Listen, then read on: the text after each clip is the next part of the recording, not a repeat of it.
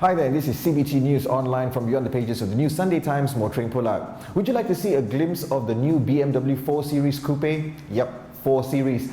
But we begin with a follow-up on China's new taxation on US-made cars.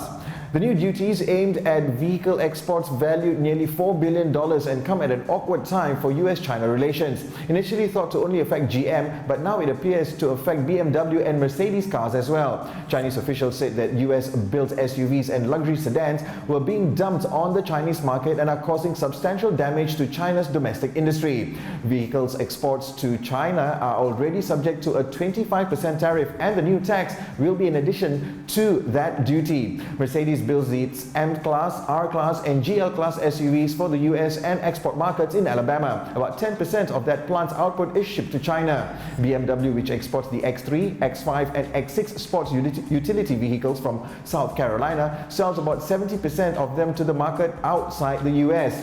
Meanwhile, in other news, heirs of the founder of Renault have demanded in court compensation for the nationalization of the firm after World War II. According to the BBC, a lawyer for the grandchildren of founder Louis Renault said the move had violated his client's legal and property rights. The car maker was nationalized in 1945 after the death of Monsieur Renault, who had been jailed without trial for allegedly collaborating with the Nazis. The French state remains Renault's largest shareholder with a 15% stake. The case is being reviewed by a court in Paris, which can either reject demands or refer it to France's highest court. Renault's grandchildren previously tried to obtain redress in 1959. Louis Renault founded the company with his brothers in 1898. During the Nazi occupation, the firm was placed under German control and was used to make equipment for the German forces. Renault's grandchildren argue that he was never brought to trial over the allegations and say there has no other case of a firm being nationalized without a ruling or compensation. This is CBT News Online from beyond the pages of the New Sunday Times motoring pull-out. Time for some spy shots of BMW's new 4 Series Coupe. It's part of the Bavarians' plans to disassociate their sedan range from their coupes, where the 4 Series will most likely come in a hard folding top with typical 3 Series engines, but badged as 425s, 435s and so on. Plus, you wouldn't bet against seeing an M version sometime in the near future. Analysts expect the 4 Series to come out sometime next year.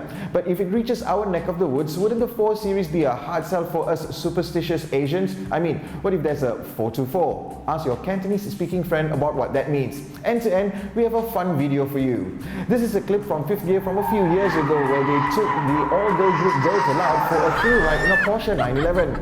This just serves as a reminder to not take out a female companion along for a track day, especially if she's known by a name like Girls Aloud. And that includes people with the title of mother-in-law. Until tomorrow, from the team at Cars, Bikes and Trucks, drive safe and don't forget your earplugs. Happy motoring. They're like safety things at the sides for if we crash or anything. Oh, we'll not be doing any crashing, don't you worry about that. Does you not feel safe though? No. Don't you? No. Don't feel safe. Because I can actually feel the car skidding across the road. Now you're dead safe. You might not think it, but you are.